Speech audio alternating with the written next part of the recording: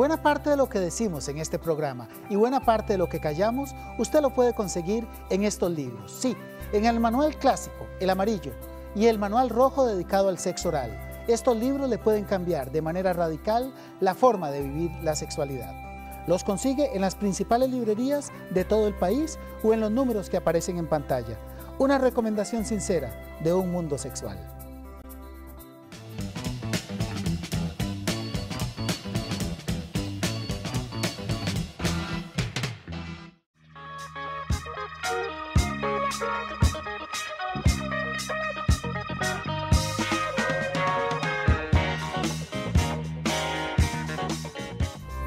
El amor es asunto de los hombres, no de los cobardes.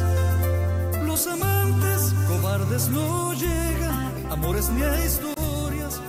Esta sección de la ciencia del sexo la hemos preparado especialmente para los padres de familia, para aquellas familias que cuando enfrentan una situación de un hijo o una hija diciendo soy homosexual, se llenan de preguntas, se llenan de dudas y se llenan, ¿por qué no decirlo?, de muchas preocupaciones. Vamos a revisar las preguntas principales sobre esta condición para desvanecer tantas y tantas creencias equivocadas que aún hoy seguimos manejando sobre este tema. Mauro, mucha gente nos llama y nos pregunta por qué hoy no se considera que la homosexualidad sea una enfermedad.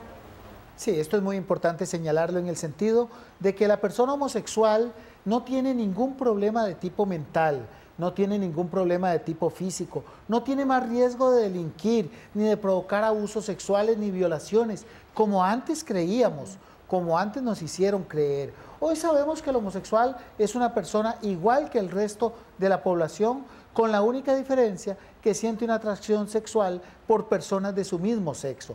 Pero fuera de eso, es una persona común y corriente y normal, igual que todos. Mauro, si un niño o un varón se cría entre solo mujeres, pensemos en su mamá, abuelas, tías, ¿puede convertirse en homosexual cuando sea grande?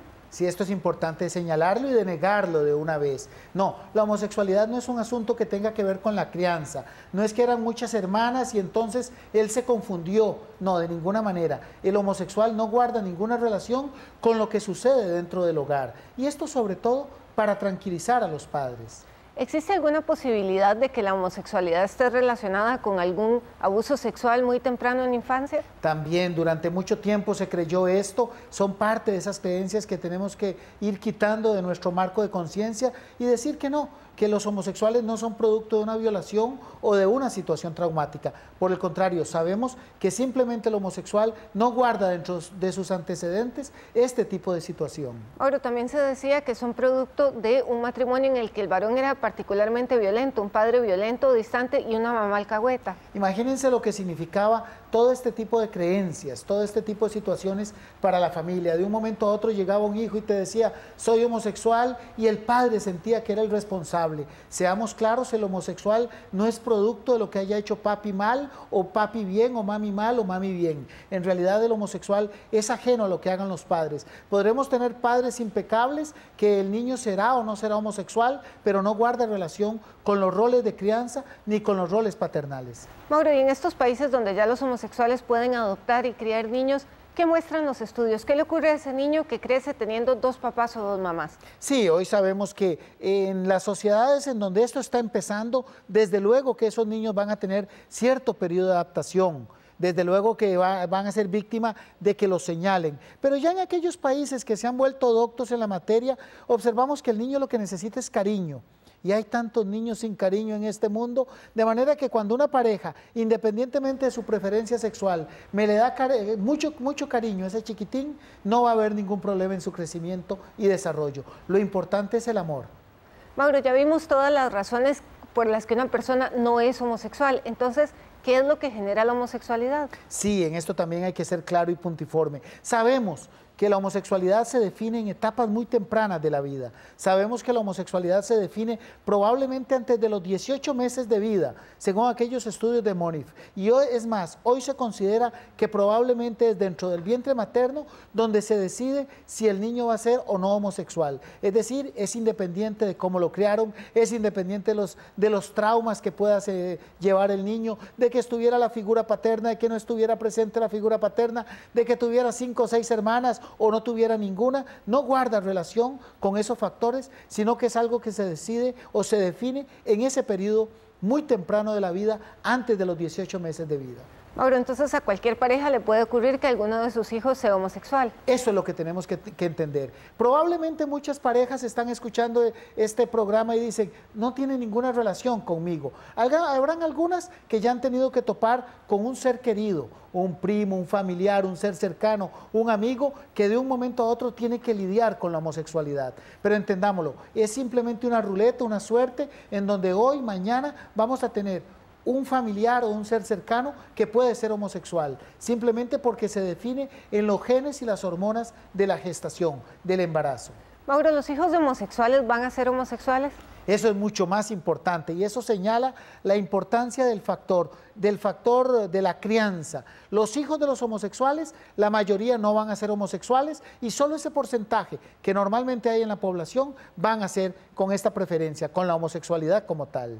Mauro, ¿a qué edad es posible detectar que un niño y una niña son homosexuales? A los 18, 19, 20 años. No se pueden hacer diagnósticos de homosexualidad a temprana edad y mucho menos creer que a los 5 o 6 años ya ese chiquito va a ser homosexual, como antes las creencias indicaban. Sin embargo, Mauro, mucha gente hace afirmaciones de este tipo, sobre todo cuando ven, por ejemplo, a un niño amanerado. Sí, hay que entender que el niño manerado, la inmensa mayoría de ellos, no va a ser homosexual. Y la mayoría de los homosexuales, cuando eran chiquitillos, cuando eran niños, no eran amanerados. Es decir, no había forma de darnos cuenta. Algunos padres se preocupan cuando ese chiquitín pide para Navidad una muñeca o algún juguete que se considera muy femenino. Sí, el pedir este tipo de juegos que son de mujer, antes pensábamos lo mismo cuando una chiquilla pedía una bola de fútbol, ya hoy no. Vea lo importante que es entender todo esto a lo largo de todo el contexto de los últimos años. El que pide una muñeca, el que pide una bola de fútbol, no significa que sea homosexual. Simplemente hay que escarbar un poquito y ver el origen, pero no va a indicar que con el tiempo y con los años, cuando sea adulto, vaya a ser un adulto homosexual. ¿El homosexual se puede curar? ¿Se puede transformar en heterosexual? El homosexual no se puede curar porque el homosexual no es un enfermo. El homosexual es simplemente una forma, una orientación sexual, una preferencia sexual y como tal no podemos cambiarla. Aun cuando hubo muchos charlatanes, sobre todo hace unos años, que estaban anunciándose que podían curar la homosexualidad. Porque eso es jugar con la familia, eso es jugar con el mismo homosexual que definitivamente sabe el problema que es ser homosexual en nuestra sociedad y probablemente pruebe alguno de esos tratamientos. Al día de hoy no hay forma de cambiar esta preferencia sexual. ¿Cómo debe manejar, Mauro, una familia el hijo adulto que es homosexual? Con mucho cariño, con mucho amor, y la familia tiene que ir a terapia, porque no es fácil. Ser homosexual no es una enfermedad, pero en nuestra sociedad es un problema, y es un problema para el homosexual y para la familia. Y lo peor que nos puede pasar es que en el nombre de la homosexualidad perdamos un hijo, que en el nombre de la homosexualidad pierda a mis padres. No, hay que buscar toda la ayuda necesaria para poder encontrarnos con ese hijo y abrirle los brazos y quererlo mucho. A nivel popular se habla mucho de salir del closet. ¿A qué se refieren? Sí, es que por mucho tiempo el homosexual simplemente escondía su homosexualidad para no crearse problemas. Sin lugar a dudas, la homosexualidad es un gran problema para el homosexual. Y en el mundo de la homosexualidad se dice que salí del closet cuando ya entero a mi mundo, ya entero a todas las personas cercanas que soy homosexual con todo lo que eso implica. Habrán algunos que me rechazan, otros que me aceptan y otros que me van a tratar como si fuera un leproso. Así es, así de fuertes son los latigazos en que puede responder aún seres muy cercanos. Mauro, ¿cómo explicamos a aquellos varones homosexuales que se casan con mujeres?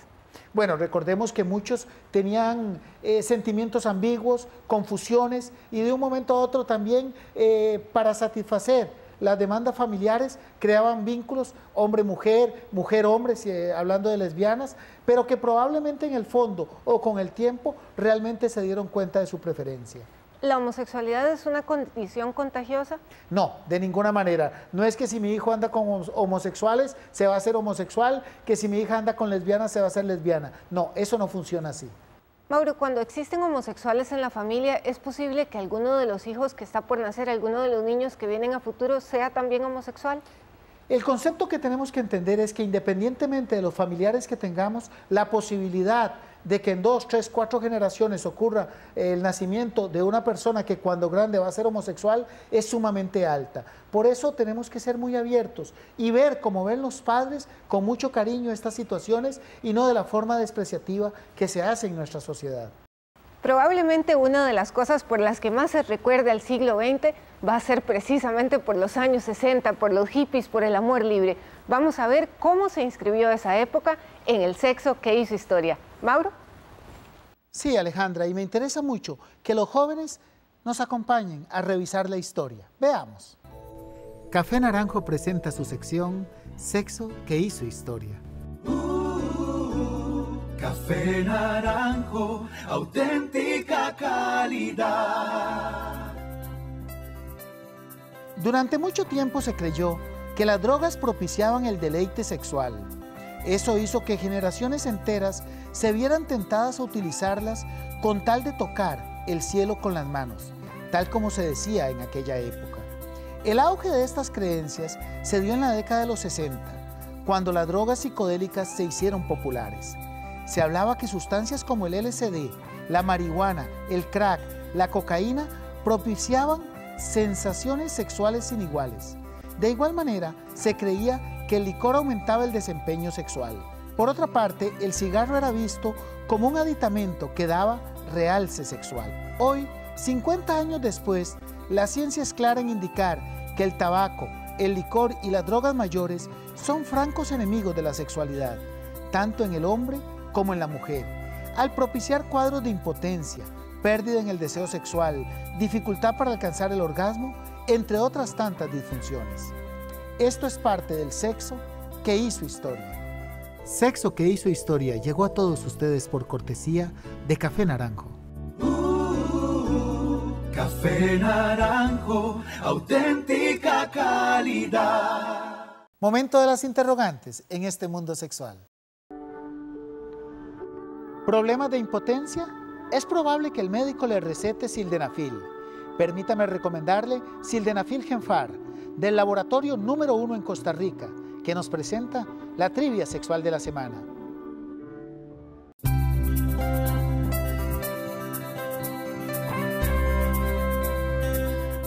¿La práctica del sexo oral produce cáncer? Tenemos dos opciones. La número 1 sí, la número 2 no. ¿Cuál es su respuesta? Participe en este mismo instante en nuestro nuevo muro en Facebook.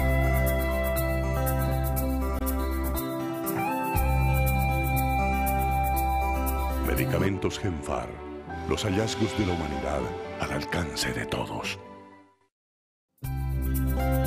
Para consultas con el Dr. Mauro o sus colaboradores puede llamar al 2280-1911 o al 2280-1933.